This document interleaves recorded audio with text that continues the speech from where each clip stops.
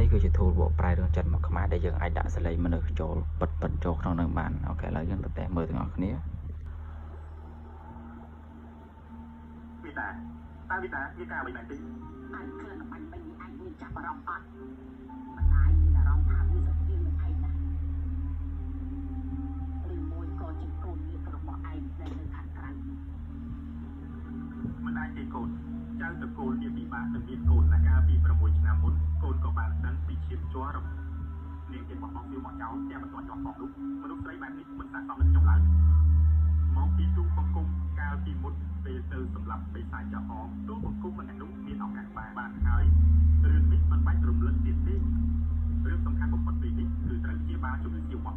អ្នកជំនាញជាភាសាសមុទ្រឈ្មោះដែលខ្ញុំឲ្យអ្នកជើញមកនោះមកដល់ពេលណាអ្នកនាងនឹងមកដល់ក្រុមហ៊ុននៅថ្ងៃនេះ